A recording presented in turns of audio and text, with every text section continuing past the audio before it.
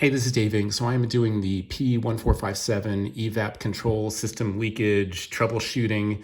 I got that code on my car earlier this summer, and I was driving it around, but I knew that I had to deal with this before we're coming up on inspection. So there are a couple things I looked at first. Now, I threw junkyard parts at this, and it isn't always possible, and these guys are a little expensive in the aftermarket. So it could be the canister Purge valve here. There's a bunch of different things that can go wrong. I was getting concerned that I needed to, go to a car place, I don't know, a local place or my dealer to have a troubleshooter. I can actually trust my dealer, believe it or not.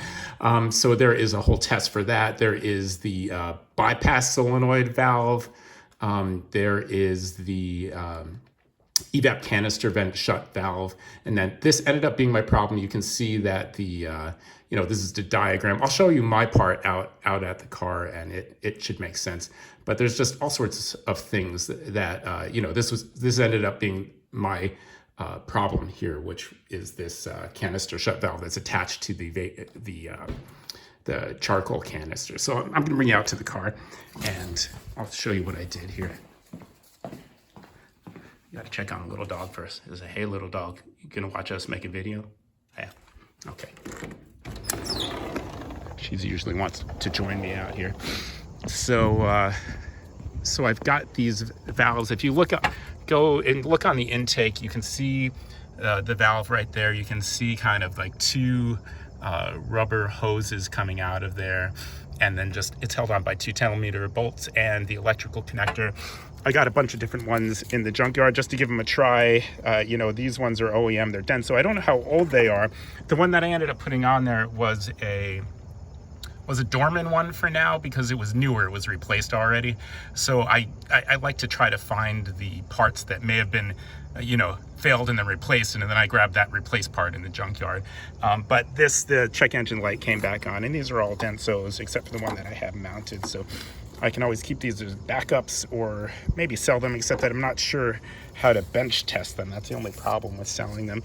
And then you can see my old charcoal canister here. So I ended up buying, a charcoal canister with the valve. And now there's hoses that are coming out of here, hose there. And then you'll see there's a spot right in there where it's held on by a 12mm bolt. It's laying around here somewhere.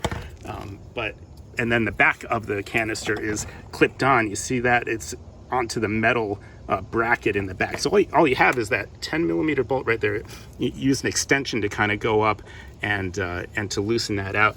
And I'll show you kind of where it is. You look at passenger side, back tire, and it's going to be a little hard to see, but you can see the back side of it there. You can see the one that I put on the valve, and it wasn't pretty, but it was replaced already, and you can tell that was replaced because there's different, these screws get so oxidized that people will have to replace the mounting screws when you go to replace the part.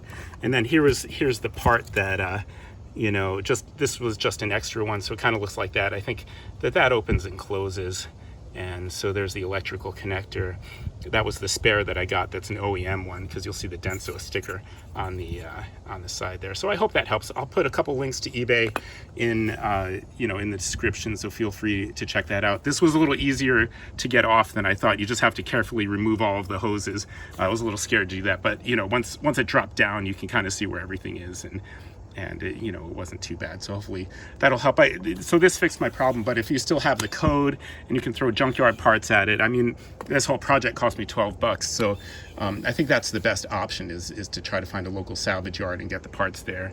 And I hope that helps. We'll see you next time. Again, check eBay for the links, and I hope this video was helpful for you. And troubleshooting this, got to keep your old cars running, right? Because it's 316,000 miles, and I find that I have more money the longer I can keep this old car running.